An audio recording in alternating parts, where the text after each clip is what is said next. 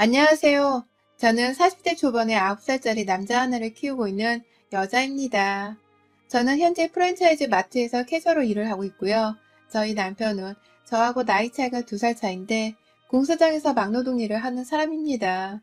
둘 다 어렵게 살아왔고 결혼을 할 적에도 그리 넉넉한 경제력을 갖춘 것이 전혀 아니었어요. 지금이야 돈 없으면 결혼하지 말라고 하지만 그 당시는 내세울 거 하나 없는 부모님들에게 결혼 안 하고 얹혀 사는 자식이 있는 것만으로도 수치였는지 저희 두 사람은 서로의 부모님 성화에 못 이겨서 결혼을 했습니다. 제가 34, 그리고 남편은 32살이에요. 당시에도 저는 돈 버는 게 급급해서 고등학교 때부터 시작한 알바를 놓지 못한 채 발전 없는 인생을 살고 있었고, 남편은 다니던 직장에서 실직을 하고는 막 공사장 일을 시작했던 참이었는데요. 저도 잘 모르겠습니다. 이 사람하고 결혼해서 같이 살면 잘 살 희망이 전혀 보이질 않았음에도 나와 똑같이 사는 게 힘들어 보이고 살기 버거워하는 게 보이는 남편에게 동정심 같은 게 들어버렸던 듯 해요. 처음부터 잘 살던 부부가 아니었기 때문에 목표는 그리 크지도 않았고 그저 우리가 보금자리로 살 수 있는 집만이라도 좀 갖게 해달라고 열심히 일을 했는데, 제가 아이를 낳고 2년도 채 되지를 않아 살고 있던 전셋집에서 반지하로 쫓겨나 이사를 오고야 말았습니다. 남편이 아주버님 사와왔는데 보증을 잘못 썼거든요. 다른 사람도 아닌 남편의 가족으로부터 당하게 된 사기와 비슷한 일이었는지라 집안은 발칵 뒤집혔고, 그때 남편이 잃었던 전세금과 더불어 저희 부부가 예를 들이고 햇빛 하나 들어오지를 않는 반 지하에 살게 되면서 시어머니는 그 꼴을 보고 혼절을 하셨어요. 가뜩이나 답 없이 사는 애들이 결국 지 형 때문에 일이 되었다면서 가슴을 치셨습니다. 하지만 그때의 일은 순식간에 흐지부지 되었어요. 시아버지가 장남이 일 한번 벌리려는데 겨우 돈 한 번 잃어버린 거 가지고서 기죽이려 한다며 없던 일로 무마를 하라며 강요를 하셨거든요. 그래봤자 힘도 없고 돈도 없는 양반이었지만 저하고 남편 그리고 시어머니는 한 집안의 가장이란 이유로 그 말을 들어야 했고요. 남편은 괴로움에 한동안 숨만 마셨고 저는 어떻게든 애를 보면서 버티긴 버텼는데, 순식간에 날아간 우리 돈과 함께 반 지하집에 살게 된 우리 처지가 너무 딱하다면서 정말 심적으로 힘들었습니다. 앞으로 더 열심히 모아도 아이가 학교를 들어가기 전까지 이 반지하집을 벗어날 수 있을까 싶기도 해 겁이 너무 났어요. 어떻게든 열심히 살아서 빨리 지금보다 나아져야 하지 않겠냐며 남편하고는 이를 악물고 정신을 차려냈고, 남편은 그날부터 거의 허리가 부서져라 닥치는 대로 일을 했습니다.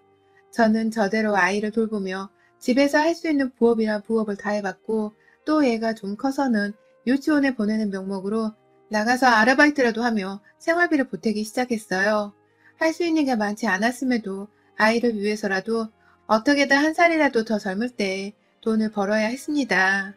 시어머니는 내내 큰아들로 인해서 작은아들 내가 고생을 한다는 것을 잘 아셨는지 저희를 살뜰히 챙겨주고 걱정해 주셨습니다. 본인도 넉넉지 않은 삶을 사시면서도 늘 나눌 것이 있으면 내가 좀 가져다 주랴 하면서 물어봐 주셨고, 애가 잘 크는지 매번 전화를 해주시고 밥 먹이고 보고 있을 테니 저희 부부끼리 좀 쉬라며 불러주기도 하셨어요. 가까이 사시는 게 아니셨는데도 혹여나 부모가 돈 번다고 집을 비운 사이 손주가 혼자 굶고 있을 일은 없을라나 싶어서 늘 저희 집에 촉각을 세우시곤 뭐 하나 더 도와주려 애를 써주셨습니다. 마음 씀씀이만으로도 너무 감사드렸죠. 하지만 시아버지는 달랐어요. 부창부수는 개뿔. 정말 어쩌다 저런 따뜻한 시어머니가 양아치 새끼만도 못한 시아버지와 살게 되셨는지 제 속이 다 뒤집어질 지경이었어요. 시아버지는 애초에 장난만을 고집하고 챙기는 아주 고지식한 분이셨어요. 저희 결혼할 적에도 솔직히 저나 남편한테는 관심이 일도 없으신 분이셨어요. 자식 결혼하는 데에 관심이 없으니 자식이 어디서 어떤 환경에서 사는지에 관심을 가질 리도 없었고, 그나마 손주가 태어나고 나서는 딴에 집안의 대를 이을 놈이라나 뭐라나 하면서 우쭈쭈 한번 해준 것이 다였습니다. 애가 초등학교 입학할 때에도 시어머니는 손수 밥 한 끼 차려서 얘 학교 가는 거 축하해주고 싶다며 본인 집에 우르르 몰려오면 부담스러워 할까봐 직접 도시락까지 싸다가 저희 집에 가지고 오셨어요. 더 좋은 선물 못해줘서 미안하단 말씀과 함께요. 그런데 저희 시아버지는 제가 선물까지도 바라지 않습니다. 그냥 잘 다니라는 인사 정도라도 해주기를 바랬어요. 허나 역시나 초등학교 들어가면 이제 돈 잡아먹는 벌레라면서 돈 나갈 일 없게 애한테 돈 교육 똑바로 시키라며 오히려 저희 아들을 바꾸라 하더니 전화로 다짜고짜 엄마 아빠한테 돈 달라 소리하면 혼날 줄 알라며 화를 내더라고요. 애는 애대로 어이없는 와중에 서러운지 눈물을 뚝뚝 떨구는데 그 닭똥 같은 눈물을 보는 순간 내 새끼 눈에서 눈물 나게 하는 시아버지 목소리가 듣기 싫다면서 인사도 안 하고 핸드폰을 꺼버렸습니다. 시아버지는 그걸로 한동안 며느리가 시아버지 전화를 먼저 끊는 건 내가 살다 처음 본다 면서 며느리 잘못 드렸다고 저를 흉보며 한동안 내내 화가 나 계셨고요. 그 후로도 저한테 삐졌다면서 화난 티는 팍팍 내시며 평소 같으면 아예 연락도 안 하고 둘째 아들네는 쳐다도 안 보실 양반이 일부러 자꾸 전화를 하면서 사사건건 시비를 거셨어요.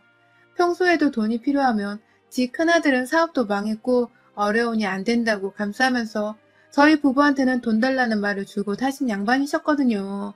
그런데 그 삐져있는 동안에는 대놓고 전화가 와서는 100만 원씩을 턱 부르더니 예전에 나 환갑일 때 그리고 칠순이 때 제대로 잔치도 해주지 않아 놓고 그냥 지금까지 가만히 있으려고 했냐? 내가 웬만하면 참으려고 했는데 요즘 며느리 네가 하는 짓을 보면 마음에 하나도 드는 게 없어서 안 되겠다. 돈이라도 좀 쥐어주고 건방을 떨어라. 라면서 용돈을 달란 소리도 하셨고요. 자식 새끼 키우는 것도 벅차 죽겠는데 아버님한테 100만 원을 어떻게 주냐면서 어이가 없다고 한숨을 쉬면 여자가 시아버지 앞에서 재수없게 한숨을 쉬고 그러냐? 돈 안 주려고 아주 꼼수랑 다 쓰는구나.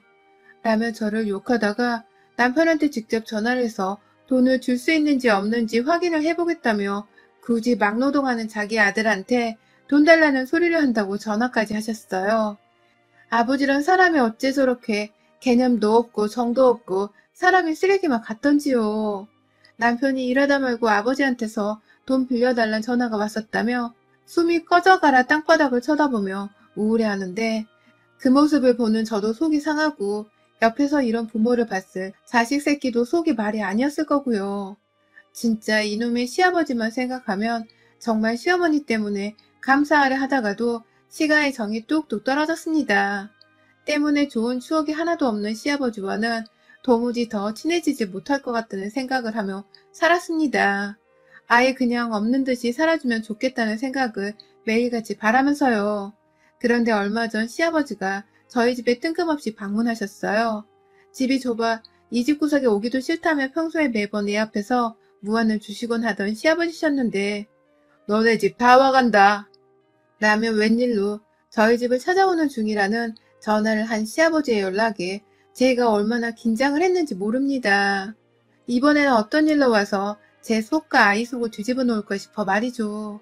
일을 하고 있는 중이어서 선택이 없었어요. 일단 에라 모르겠다는 심정으로 시아버지께 집 현관 비밀번호를 먼저 알려드렸고 저는 일이 끝나려면 아직 2시간 정도 더 남았으니 먼저 들어가서 나중에 하교하고 오는 아이와 계시라고만 말을 남겼죠. 시아버지도 순순히 알겠다고 대답을 하셨고요. 혹여나 시어머니도 오시는 건가 싶어서 물어보니 시어머니는 혼자 집에 계시는지 네 아버지가 지금 너희 집에 가셨냐? 라며 저만큼이나 놀라하셨습니다. 혼자서 저희 집을 굳이 올 일이 생전 없는 분이셨기 때문이었죠.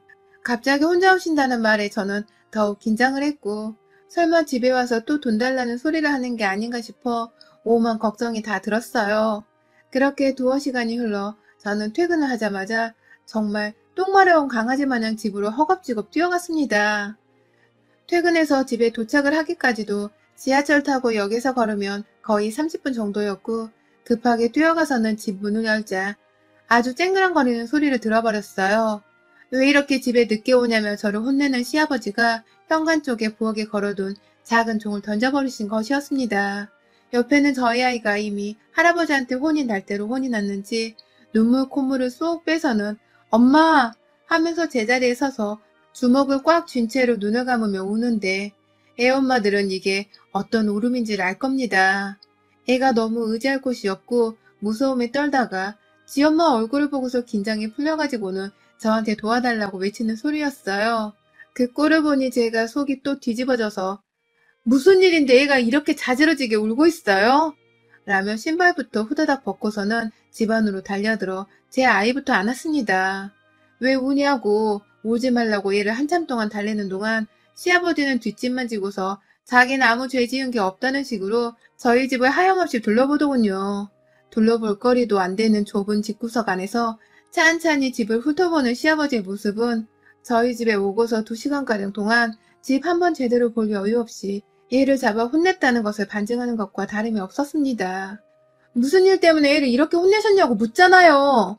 라며 저는 예이고 뭐고 그 순간 속이 이미 뒤집혀진 후였는지라 무작정 왜 내 애를 이렇게 잡아놨냐며 소리를 질렀어요. 그 와중에 얘는 할아버지 무섭다며 제 앞에서 바지에 오줌까지 싸버렸더라고요.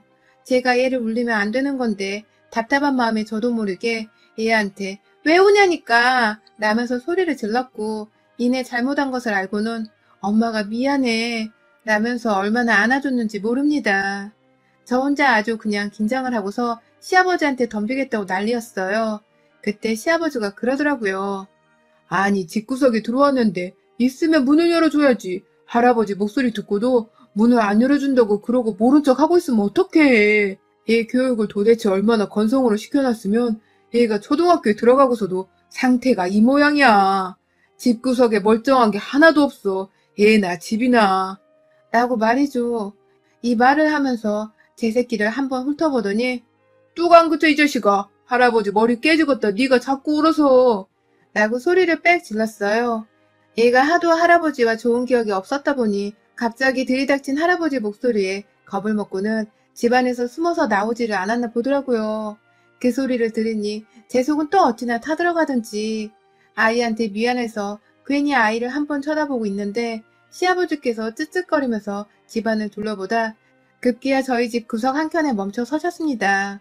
하필 곰팡이가 피어난 벽지여서 급하게 온라인에서 산 벽돌 모양의 스폰지 벽지를 붙여서 곰팡이를 가려놓은 곳이었어요.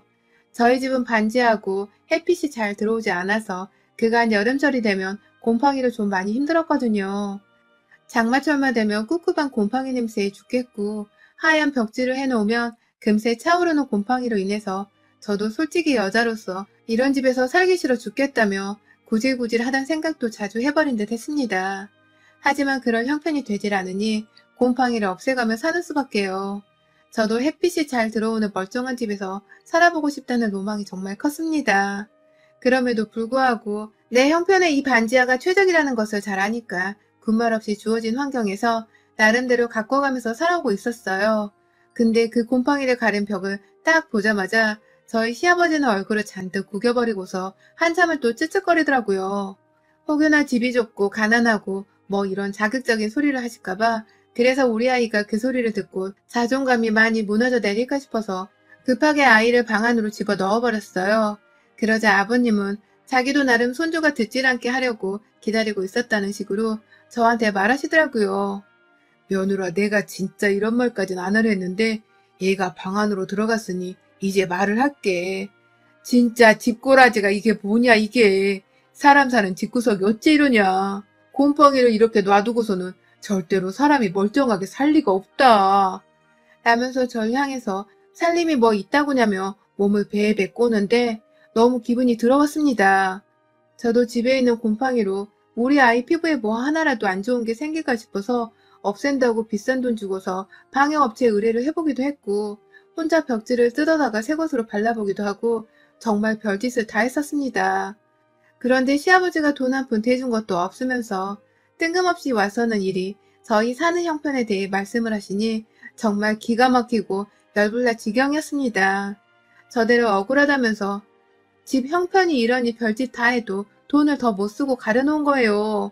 얘도 있는데 얘 심란하지 않게 큰 소리로 집 얘기는 그만 해주시면 안 될까요? 라면서 급기야 제가 태세를 받고서는 자세를 급 낮추고 제발 좀 집으로 가달라며 사정을 하기 시작했는데요. 시아버지가 그러시대요. 어이구 더러운 짓거라지. 이러면 부부 사이의 관계는 멀쩡히 하냐? 곰팡이 낀 걸로 내 아들이 성병이나 걸리는 게 아닌가 몰라. 이렇게 더러운 걸 집안에 모시고 살면 몸이 안 남아돈다니까? 라면서 저희 부부관계에 대해서 물어보면서 제 눈을 빤히 쳐다보는데 저 진짜 낯 뜨거워서 얼굴 붉혀지고 정말 죽는 줄 알았습니다. 너무 충격적이고도 뜬금없는 시아버지 질문에 제가 그만 이성을 잃은 채 그만 좀 하시라고요. 얘 듣는다고요, 안에서. 라며 소리를 질렀고 급기야 그런 와중에 제 목소리에 지레 겁을 먹긴 한 건지 아니 내가 그 말을 하러 온 건 아니고 그냥 돈 좀 있으면 빌려달라고 한 100만 원 정도만 있으면 좀 줘봐. 내가 뭐라도 용돈으로 좀 쓰게. 라면서 돈 타령을 하는데 아이고 그 얘기를 하려고 기껏 찾아와서는 내 새끼 눈에서 피눈물 나게 하고 내 귀에 이런 쓰레기 같은 소리를 퍼부은 거구나 싶어서 분노가 들끓었습니다. 먹고 죽을 돈도 없는데 그놈의 돈백 타령 좀 그만하라고 했잖아요.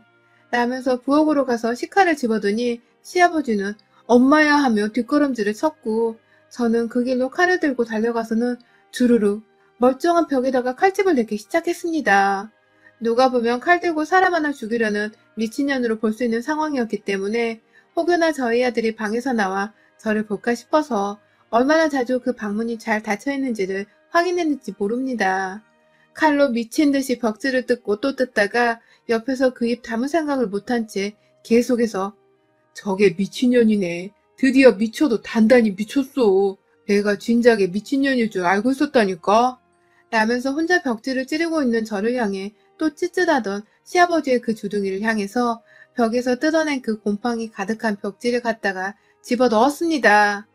하나로도 모자라서 제 손에 겨우겨우 뜯겨나오는 그 벽지를 가지고서 시아버지를 향해 입 좀 다물라고 했잖아요. 보태준 것도 없으면서 그놈의 돈 타령에 그놈의 집 타령 진짜 지긋지긋해 죽겠네. 라며 마구마구 집어 넣었습니다. 자기 입으로 들어오는 곰팡이 핀 더러운 벽지를 보고는 정신을 못 차리고 저한테서 도망가겠다며 현관문이 아닌 다른 방 안으로 대피를 한 시아버지는 더 이상 나갈 곳이 없는 그 방 구석에 몰려서는 여전히 손에는 식칼을 들고 있고 다른 한 손에는 곰팡이 벽지를 들고 있는 저를 보고는 귀신을 마주한 듯이 정신을 잃을 듯 소리를 지르며 그만하라고 애원했고요. 저는 정말 그간에 시아버지로부터 받았던 갖은 서름들이 다 한꺼번에 밀려오는 듯 생각이 나면서 그러게 좀 둘째 아들내미네 집구석 좀 평소에 살펴주지 그러셨어요. 가뜩이나 등신 같은 아주버님 때문에 돈 잃고 더 힘들고 처절하게 살고 있는 우리인데 뭐가 그리 가짜나서 괴롭히지 못해 안달입니까? 그놈의 돈백. 우리는 지금 당장 죽어도 토해낼 돈백이 없어 이러고 산다고요.